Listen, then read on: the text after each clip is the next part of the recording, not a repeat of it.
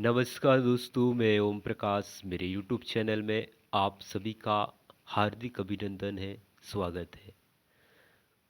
दोस्तों, आज के इस वीडियो में हम जानेंगे भारतीय शासन अधिनियम 1919 और भारतीय शासन अधिनियम 1935 के बारे में। इसमें से देखा गया है ये दोनों जो आपके अधिनियम है 1919 और 1935, ये इसमें से काफ़ी इम्पोर्टेंट क्वेश्चन बनते हैं और आपके जो कई ऐसे परीक्षाएं हैं उनमें आपके प्रश्न इनमें से देखने को मिलता है। तो दोस्तों, अगर हम बात करेंगे सबसे पहले भारतीय शासन अधिनियम 1919 के, तो इसका जो अन्य नाम है, यहाँ पे इसका अन्य नाम है ये मॉन्टेग चेम्सफोर्ड सुधार। क्योंकि उस समय इन दोनों थे, एक सचिव था मॉन्टे उस समय का सचिव था और चेम्सफोर्ड वायसराय थे, लॉर्ड चेम्सफोर्ड वायसराय थे। इसीलिए भारतीय शासन अधिनियम 1919 का नाम मॉन्टेग चेम्सफोर्ड सुधार के नाम से भी इसको जाना जाता है। अगर दोस्तों हम बात करेंगे तो इसी भारतीय शासन अधिनियम में, जो भारतीय शासन अधिनियम 1935 सॉरी 29 में, है ना, 29 में अगर हम ये बात करते हैं तो सबसे पहले इसमें उत्तरदायी शासन का प्रयोग किया गया था। जो हम कहते हैं उत्तरदायी शासन, ये सबसे पहले इसी में इसका प्रयोग किया गया था, उत्तरदायी शासन शब्द का।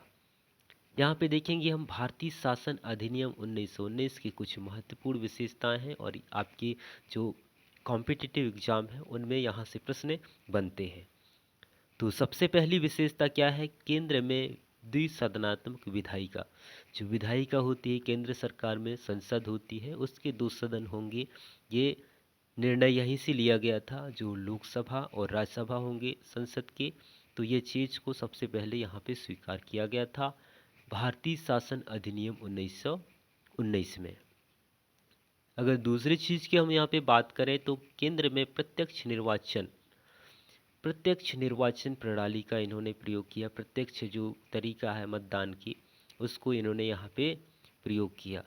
इसके बाद देखते हैं तीसरे नंबर पे प्रांतों में दैत्य शासन की शुरुआत। दैत्य यानी कि दो शासन की शुरुआत, एक केंद्र सरकार में एक शासन और दूसरा राज्य सरकार में।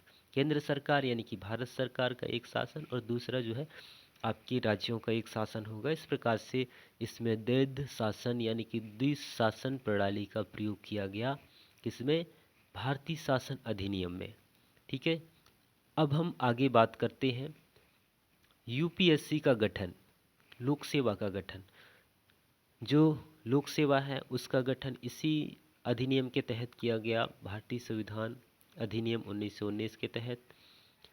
आगे देखेंगे पहली बार सीमित मात्रा में महिला मताधिकार।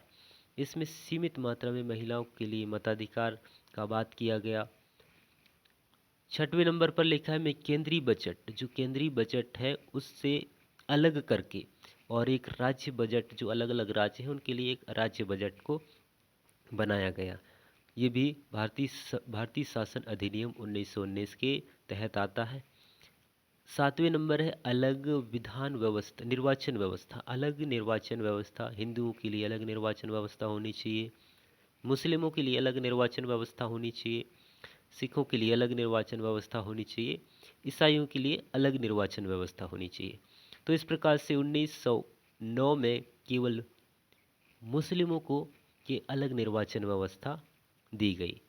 दोस्तों, हम आगे देखते हैं जो आपका जो अलग ये भारतीय शासन अधिनियम है वो है 1935।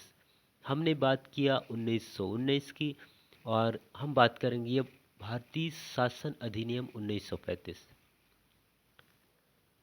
देखा जाता है इसमें से भी काफ़ी क्वेश्चन आते हैं आपके। भारतीय जो वर्तमान भारतीय संविधान है उसमें भारतीय शासन अधिनियम 1935 से में एक तिहाई चीज़ों को हमारे भारतीय संविधान में शामिल किया गया है। कितना? एक तिहाई चीज़ों को। तो इसकी जो प्रमुख विशेषता है भारतीय शासन अधिनियम 1935 की, इसमें है क्या है? भारतीय शासन अधिनियम 1919 में जो दो प्रकार की शासन व्यवस्थाएं थी, एक केंद्र शासन और एक राज्य शासन, तो उसकी शुरुआत तो हुई थी कब? 1919 में, लेकिन 1935 में इसको समाप्ति की गुजारिश की गई है, मतलब इसमें समाप्त करने की इसमें बात कही गई। इसके बाद भारतीय संघ की स्थापना, जो भारतीय संविधान के जो प्रथम अनुच्छेद में लिखा है कि भारत राज्यों का संघ होगा, तो इस प्रकार से इसकी स्थापना की गई कि भारत राज्यों का संघ होगा। और ये बात आपके जो 1919 के ये अधिनियम में भी लिखा है कि प्रत्यक्ष चुनाव, और 1935 के अधिनियम में भी प्रत्यक्ष चुनाव की बात यहाँ पे की गई है। दोस्तों, हम आगे बात करेंगे प्रांतों का एक आंशिक पुनर्गठन। जो प्रांत होंगे, जो राज्य होंगे, उनका एक एक अंश अलग करके पुनर्गठन किया जाए।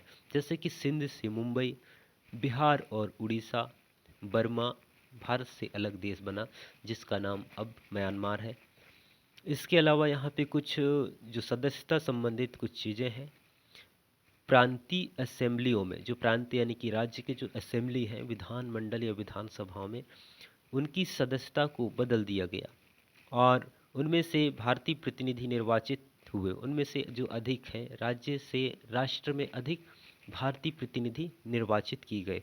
और आगे अगर हम देखेंगे तो आगे है संघीय न्यायालय की स्थापना। जो एकल संघीय न्यायालय है, हमारे सर्वोच्च न्यायालय है ना, जो सर्वोच्च न्यायालय है, उच्चतम न्यायालय जिसको हम कहते हैं, उसकी स्थापना की गई। कब की गई? भारतीय शासन अधिनियम 1935 के तहत की गई। और ये एकल रहेगा, है ना, इसके अलावा कोई दूसरी कहना चाहिए तो इसकी कोई शाखा नहीं होंगे। पहले इसके जो पैरामिड के आधार पर सर्वोच्च न्यायालय है, इसके बाद उच्च न्यायालय है, इसके बाद आपकी जिला अदालत है, इसके बाद अधीनस्थ न्यायालय है। तो ये टाइप का रहेगा, लेकिन उसका कोई अलग से कोई ब्रांच नहीं रहेगा आपके जो सर्वोच्च न्यायालय है। तो दोस्तों, ये काफ़ी इन्फॉर्मेटिव वीडियो रहा, और आपको वीडियो पसंद आए तो वीडियो को लाइक कीजिए और चैनल को सब्सक्राइब कीजिए।